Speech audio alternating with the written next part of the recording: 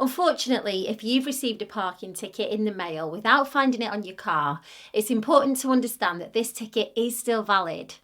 Parking tickets don't always have to be placed on your vehicle. However, there is a loophole with private parking fines, and I'll let you in on that in a minute. Sometimes, after you've left a parking space, car parks use cameras to catch alleged parking violations and then send out the tickets later.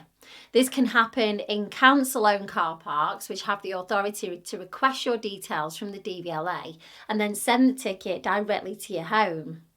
Private car parks, like those at supermarkets, hospitals, or restaurants, can also post you a ticket. However, they can only do this if the company managing the car park is a member of the ATA, that's an accredited trade association.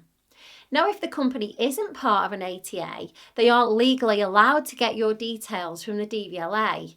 So it's really worth looking them up online to see if this could be a loophole if they're not entitled to get your details. One positive to getting a ticket in the post is that you have more time to pay the fine at a reduced rate.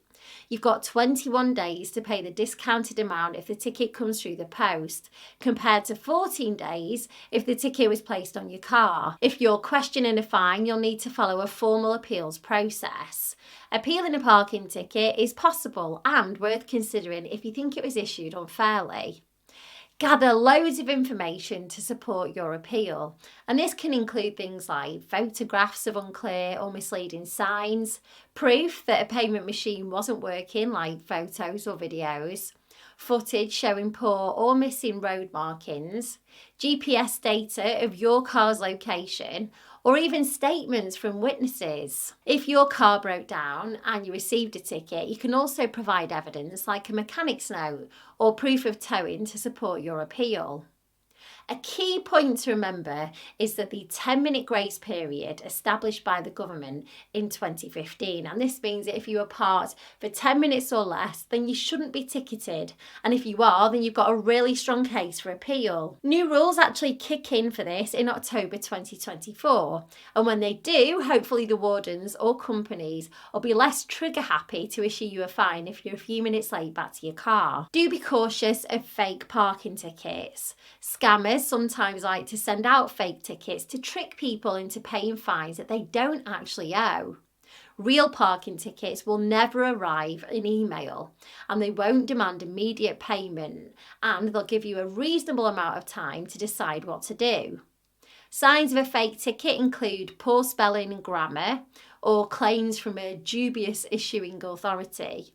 Always verify the legitimacy of a ticket before you pay it. You can ask for photo evidence. If you hold a blue badge, you still need to follow the specific rules and can be ticketed if you don't comply. Blue badge holders should check government guidelines or car park signs to avoid fines. However your parking fine arrives, if you believe it was issued unfairly, gather your evidence and consider appealing. You can use templates and our online guide available online to help you with your appeals process. Now, if you still have a question about your parking ticket and I haven't covered it, then you might want to speak to an online solicitor. JustAnswer does an online trial for £5 where you can ask as many questions as you want on the online chat.